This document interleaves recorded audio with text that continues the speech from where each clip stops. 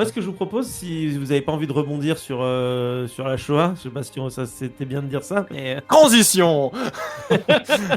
mais justement, il se trouve que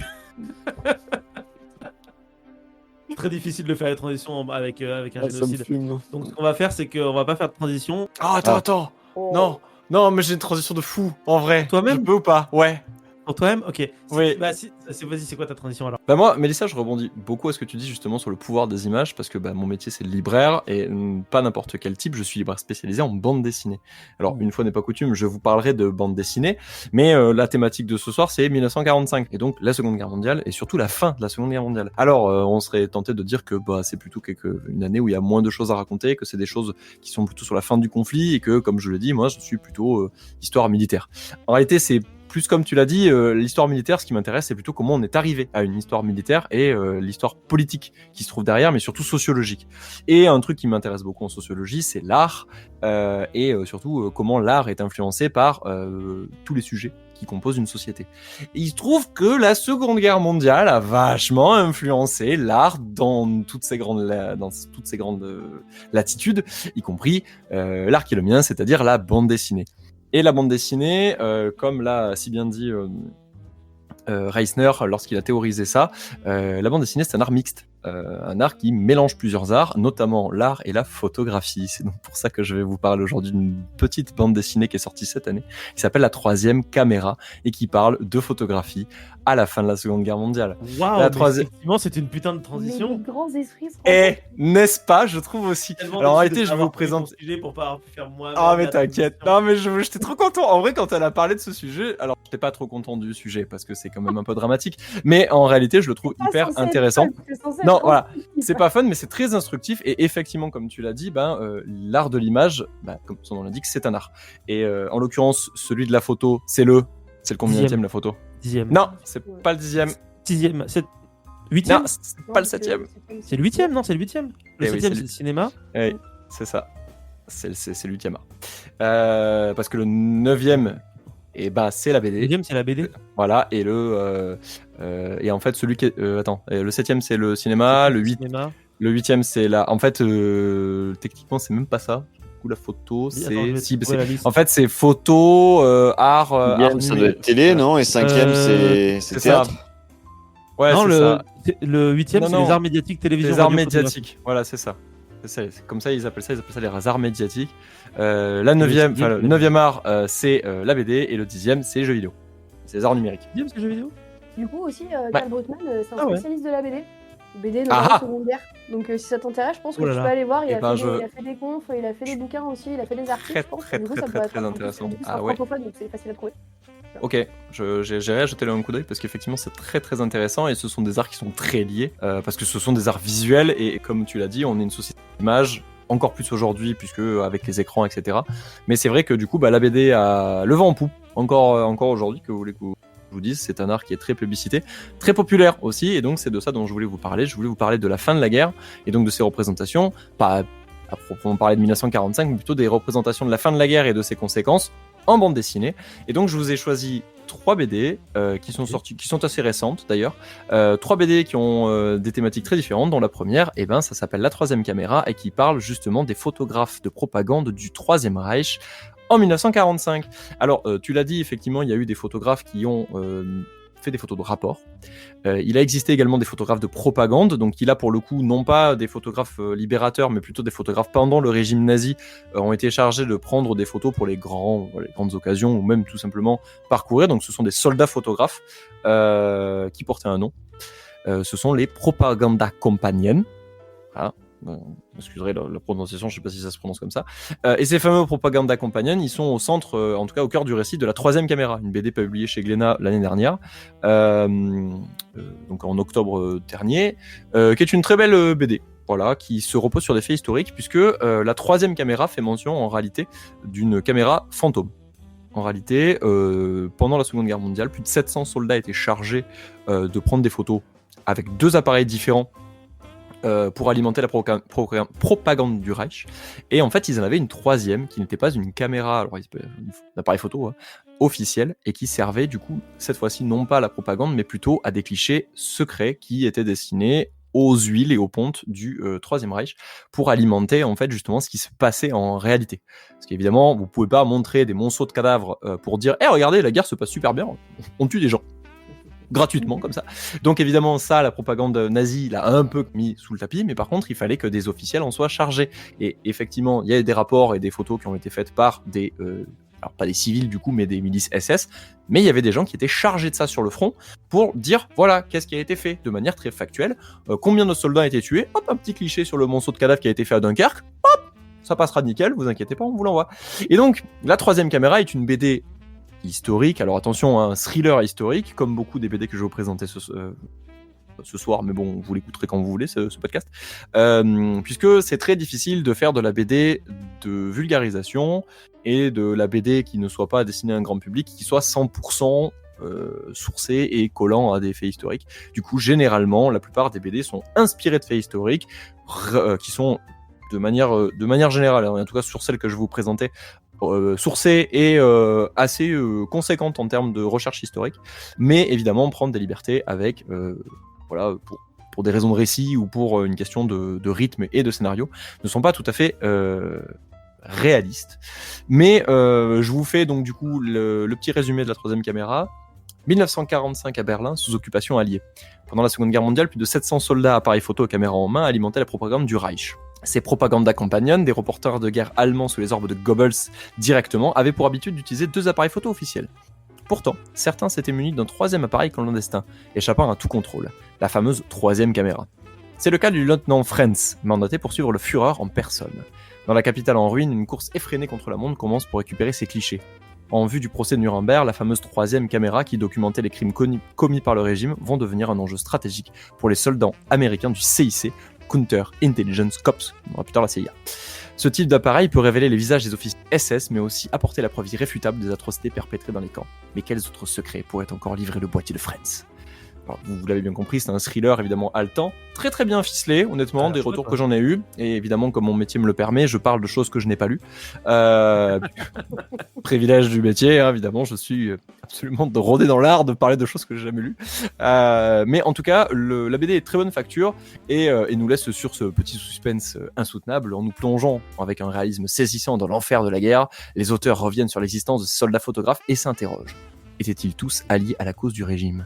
L'album s'accompagne d'un dossier historique détaillé que je n'ai évidemment pas lu, sinon je vous en parlerai pas, donc je vous invite à aller le lire puisque je fais de l'autopromo, et voilà, c'est une BD que vous pouvez trouver chez Glénat qui est parue l'année dernière, donc avant les fêtes, parce que c'est super sympa, mettre sous le sapin un truc qui parle des crimes nazis et de la photographie, voilà, un petit peu comme ce soir, une petite offrir écoute, à votre tonton fasciste, à offrir à votre petit tonton nazi et fasciste, puisque justement on parle de fascisme en ce moment, c'est de bon ton en ce moment, voilà, et puis voilà. Vu qu'on parle de fascisme, laissez-moi enchaîner sur un des plus gros fascistes et nazis qui ait été donné. Puisqu'on parlait d'Auschwitz tout à l'heure, est-ce que vous connaissez celui qu'on surnommait l'ange de la mort à Auschwitz ? C'est Mengele ? C'est le docteur Josef Mengele, tout à fait, qui a eu droit également à pas mal finalement de sorties populaires. Parce que c'est un homme absolument populaire dont on a évidemment tous envie de faire des romans, des films, tout le monde a envie de parler de sa vie à ce type qui était manifestement genre un savant fou qui adorait collectionner les tatouages de nazis et en faire des abat-jours, et manifestement le type déchaîne les passions. Alors moi aussi je me pose la question de savoir comment c'est possible qu'on puisse s'intéresser autant à des fous furieux, hein, globalement, avec le même principe qu'on pourrait retrouver sur les serial killers, hein, par exemple, pourquoi ça déchaîne autant les passions, pourquoi ça anime autant, voilà, effectivement, et ben exactement, c'est le même mécanisme, c'est-à-dire qu'on essaie de comprendre ce qu'ils ont fait, et donc il y a un type qui a fait ça, et qui a fait ça correctement, hein, c'est-à-dire que le type, il a fait méthode acting, vous voyez, plutôt que de devenir un acteur, lui s'est dit, je vais étudier le personnage, et ce type-là a écrit un bouquin qui s'appelle La disparition de Joseph Mengele, et il s'appelait Olivier Guèze, et donc en fait, Olivier Guèze, il a publié un ouvrage. Il a obtenu le prix Renaudot en 2017 et selon les dires de son éditeur, là, et de lui-même, 3 années de travaux historiques dans lesquels il s'est plongé dans la peau de Joseph, mais alors pas dans sa peau à lui, mais plutôt dans... Il a fait beaucoup de recherches sur la question et sur le personnage, sur la traque et la disparition de Joseph Mengele, où en fait la traque n'est pas documentée du point de vue des traqueurs, mais du point de vue de Mengele lui-même, où on va se mettre dans la peau de Mengele et si on peut dire ça de manière littéraire, où on va se mettre entre guillemets dans sa peau pour suivre ce qu'elles ont été la fin de sa vie. Donc il est né en 79, il est noyé, enfin on l'a retrouvé noyé au large des côtes du Brésil.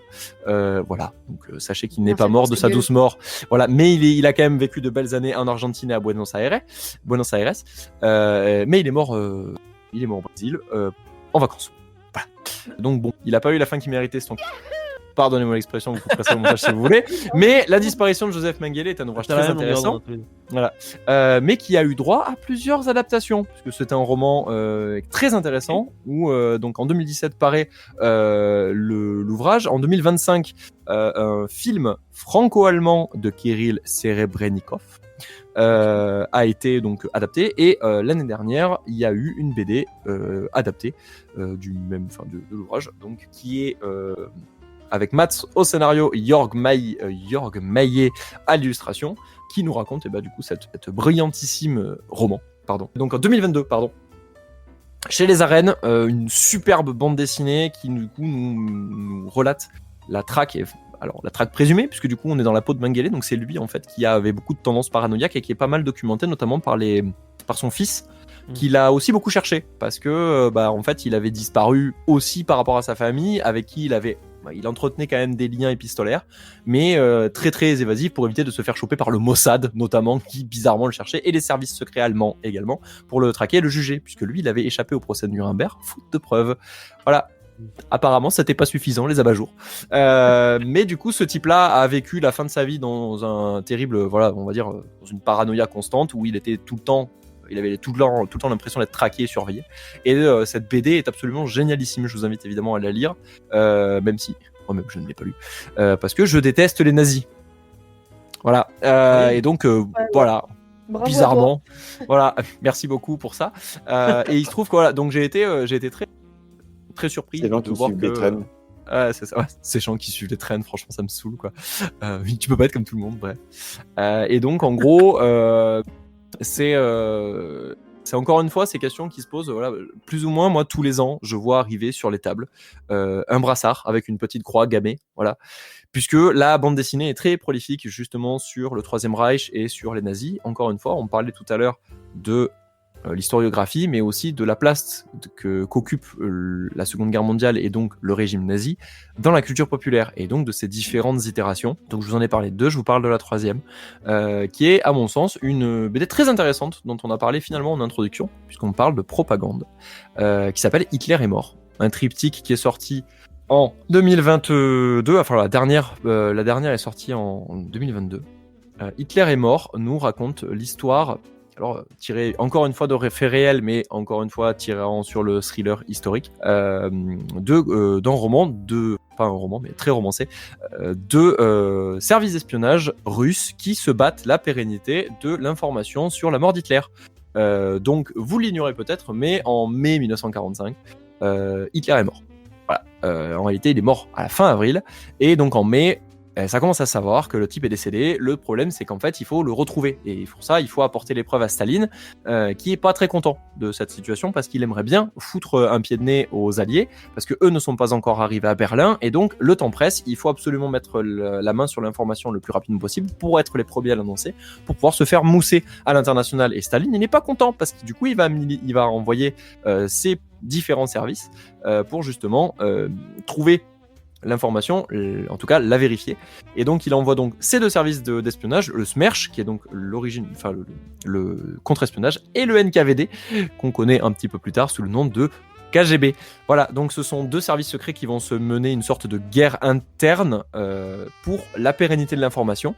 Et donc, c'est à partir de là que toutes les théories les plus fumantes que nous connaissons encore aujourd'hui, justement sur les nazis partis en Argentine, vont commencer à apparaître, parce que forcément, un type aussi charismatique qu'Hitler, qui tient le régime à bras le corps, puisque globalement, même sur la fin de la guerre, c'est sur son aura que repose la fin de cette guerre, et le savoir mort, c'est bien, mais encore faut-il pouvoir le prouver auprès d'un peuple qui est encore en guerre contre lui, parce que ça veut dire quoi? Est-ce que la guerre est terminée quand Hitler meurt? Est-ce que ça veut dire que du coup le régime nazi s'est effondré?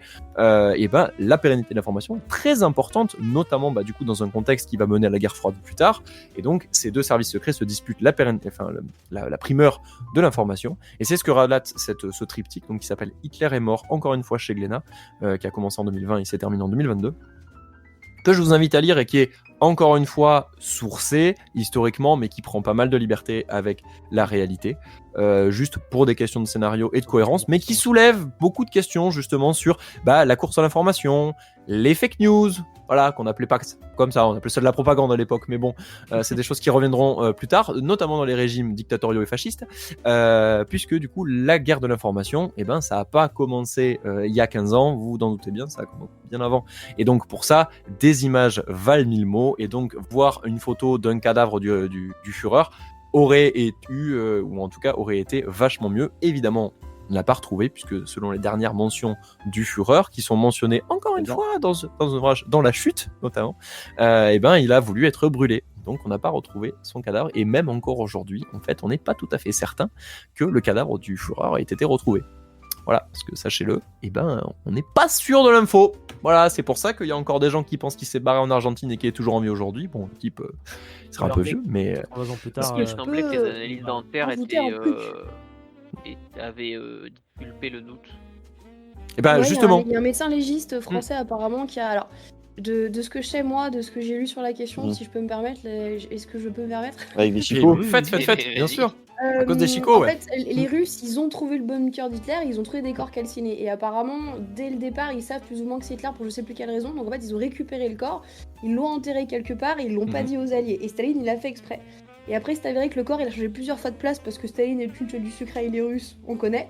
Et il s'est avéré qu'au bout d'un moment, ils se sont véritablement débarrassés des restes, mais ils ont gardé que quelques parties du corps Hitler. Et parmi les parties qui restent aujourd'hui encore au Kremlin, et dans leurs archives, il y a deux trucs, il y a la mandibule et une boîte crânienne. Un bout de la calotte crânienne. Et apparemment, le bout de la calotte crânienne, ils n'ont pas réussi à savoir si c'était ça d'Hitler, mais il y a un médecin légiste français qui était hyper connu, qui a réussi à être dépêché là-bas sur place, et apparemment la dentition, en tout cas le bout de dentition qui restait, chez Hitler, c'était extrêmement particulier, il avait une sorte d'appareil dentaire, il avait une usure des dents qui était liée au fait qu'il avait pas mal de maladies, au fait aussi qu'il était végétarien ou je sais pas quoi. Et donc du coup, via tous les petits indices à droite et à gauche, le médecin légiste, il a réussi à savoir que c'était bel et bien la dentition d'Hitler. À côté de ça, il y avait pas mal d'éclats de brûlures. Donc il a prouvé que le corps, en fait, il avait bien été brûlé. Donc pour le médecin légiste français, et j'ai perdu son nom et je suis désolée, apparemment pour lui, c'est bel et bien la mandibule d'Hitler. Tout à fait. Et voilà. C'est là-dessus que je voudrais finir. Excuse-moi. Justement. Non, c'est parfait. C'est une extraordinaire transition pour la fin de ma chronique. Et oui, parce que du coup, on l'a déterminé, ce médecin légiste. Mais est-ce que vous savez quand? Il y a pas longtemps, je crois. Exactement. C'était il y a pas longtemps. Ce qui veut donc dire que entre temps, des alliés et des décennies de gens se sont posé la question de savoir si c'était vraiment Hitler qui était mort, et donc ça a donné lieu à des théories les plus fantasques les unes que les autres, et notamment Indiana Jones, voilà, les nazis qui reviennent, et puis après vous avez d'autres séries comme par exemple des jeux vidéo comme Wolfenstein, et si le Führer n'était pas mort, et si voilà, et donc on parlera ensuite de dystopie, d'Uchronie, et les dystopies et les uchronies, mais ça c'est le dada de Franck. Il existe des photos d'Hitler qu'ils ont fait à l'époque, où ils ont rasé la moustache, ils lui ont fait une nouvelle coupe. Oui. Ils ont distribué des photos de lui comme ça à travers le monde en disant vous avez vu, Hitler il est vivant, mais ça se trouve il a une nouvelle gueule, donc en fait faites bien attention. Faites gaffe si vous croisez ce mec dans la rue. C'est ça, genre lui c'est Hitler, tu vois. Seigneur Hitler en Argentine. Alors qu'en vérité, il était plus du tout sur la Terre, il était sur la Lune, mais ça, on ne savait pas encore. Et oui, Iron... attends, c'est Iron Man, non. Iron Sky. Iron Sky, ouais. Tu te racontes qu'il est vraiment mort à Berlin en 45, hein, ça, il n'y a aucun problème. Hein. Hitler, il voulait pas tomber entre les mains des Russes, donc il se suicide. Il fait cramer son corps parce qu'il a pas envie que son corps soit trimballé en triomphe de partout. C'est pour ça qu'il se fait cramer, le gars. Hein. C'est vraiment parce qu'il a pas envie que son corps il serve d'exutoire de partout. Après, en vrai, sachez que pourquoi est-ce qu'il a pas non plus envie, c'est qu'il a une petite idée, c'est que c'est un de ses meilleurs potes quelques mois auparavant, du coup c'est ce qui lui est arrivé, hein, dans les rues de plus où Mussolini, il a fini comme ça. Hein. Ouais. Et pourtant, il a quand même un tombeau, ce con, qui se fait visiter plusieurs milliers de personnes par an. Et oui. Mais Je vais me c'est une permettre autre de histoire. recentrer C'est un peu le d'autres. débat parce que je sens que vous êtes en train de vous disperser. Si ce petit instant passé en notre compagnie vous a plu et que vous avez envie d'en passer d'autres avec nous, eh bien n'hésitez pas à vous abonner, mettre un petit pouce bleu, partager la vidéo ou encore nous suivre sur les réseaux sociaux. Sachez que vous pouvez aussi écouter cet épisode dans son entièreté et pour cela vous n'avez qu'à vous rendre dans la description de la vidéo. Je vous dis à très bientôt pour à nouveau écouter un petit peu de tout et surtout un petit peu de rien.